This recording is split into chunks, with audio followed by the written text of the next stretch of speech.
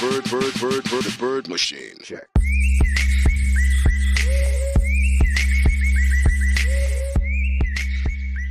আসসালামু আলাইকুম কবুতর প্রেমী ভাই বোনেরা, আশা করি প্রতিদিনের মতো সবাই বেশ ভালো আছেন। আপনাদের দয়া আমি অনেক ভালো আছি। মূলত সময় করে উঠতে পারি না আপনাদের জন্য ভিডিও তৈরি করার, তাই ইদানিংকালে একটু কম ভিডিও দিচ্ছি। তাও রেগুলারই ভিডিও থাকছে, নিজের বানানো না থাকলেও অন্য যে কোনোভাবেই হোক কবুতর রিলেটেড ভিডিও আপনাদের জন্য আমি রেগুলার দেওয়ার চেষ্টা করে যাচ্ছি। তো আজ যেটি আলোচনা করব সেটি হচ্ছে কবুতর আপনি যখন নতুন বাসায় নিয়ে আসবেন, অর্থাৎ হতে পারে আপনি বাচ্চা কবুতর কিনে নিয়ে আসছেন বা কারো কাছ থেকে গিফট পেয়েছেন, অথবা বাজার থেকে কোনো নর বা মাদি কিনে এনেছেন বা কোনো জোড়াই নিয়ে এসেছেন, আপনার লফটে অন্যান্য কবুতর রয়েছে, তো সেক্ষেত্রে আপনার বেশ কিছু সাবধানতা অবলম্বন করা রয়েছে।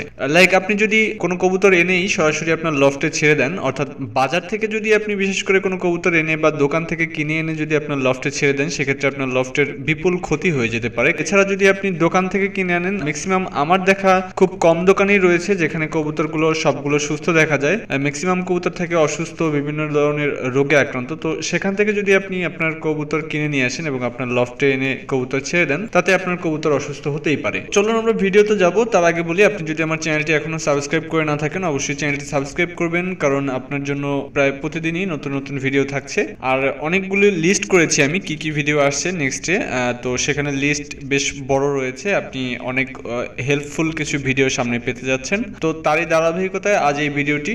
আজ যেটি আপনাদের সাথে শেয়ার করব সেটি হচ্ছে কবুতর বাসায় আনার পরে কি করতে হবে। আপনি সরাসরি লফটে কবুতরটি ঢুকাবেন না, আলাদা কোথাও রাখবেন। অর্থাৎ আপনার লফটের বাইরে এমন কোনো খাঁচার ব্যবস্থা রাখতে হবে, সেটি হতে পারে বাসার ছাদে বা একটু লফট থেকে একটু দূরে, যেখান থেকে কোনো জীবাণু আপনার লফটে সরাসরি প্রবেশ করতে পারবে না ওই কবুতরটির শরীরে বহন করে এসে। পরে হচ্ছে সেই কবুতরটিকে গোসল করাতে হবে। এখন সেটা যদি আপনি হয় রাতে বা বিকেলে কবুতর নিয়ে আসতে পারেন বা খুব শীতের দিনে সকালে নিয়ে আসতে পারেন, সেক্ষেত্রে কিন্তু আপনার ওয়েট করতে হবে। ওই যে বললাম, খাঁচায় বাহিরে কোথাও রাখতে হবে। তো খাঁচায় বাহিরে কোথাও রাখবেন, দেন আপনি সেটাকে দুপুর বেলায় সুন্দর করে গোসল দিবেন। এবং গোসলটা যদি আপনার সম্ভব হয়, আপনার লফটে যদি অলরেডি আপনার কবুতর সব সুন্দরভাবে গোসল করানো থাকে, তাদের গায়ে যদি কোনো উকুন না থেকে থাকে, সেক্ষেত্রে আপনি এই নতুন যে কবুতরটি কিনে নিয়ে এসেছেন সেটিকেও আপনি পটাশ দিয়ে বা ইংলিশ উকুননাশক যে শ্যাম্পু রয়েছে সেগুলো দিয়ে গোসল দিতে পারেন। এখন ইংলিশ উকুননাশক শ্যাম্পু দিয়ে কিভাবে গোসল করাবেন, মেবি আমার চ্যানেলে সে নিয়ে ভিডিও রয়েছে, যদি না থাকে আমি একটি ভিডিও বানিয়ে দেবো, কারণ সেখানে বেশ কিছু সাবধানতা অবলম্বন করা রয়েছে। তো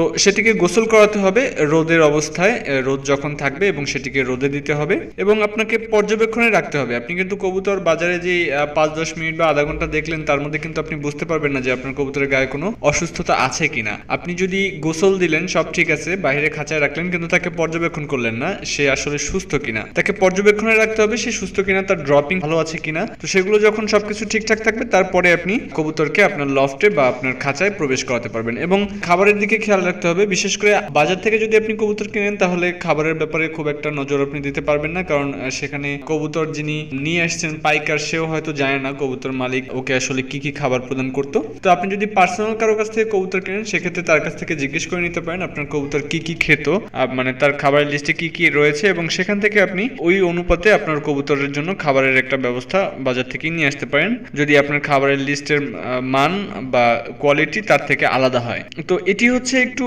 ছোট ব্যাপার যে খাবারের দিকে খেয়াল রাখতে হবে।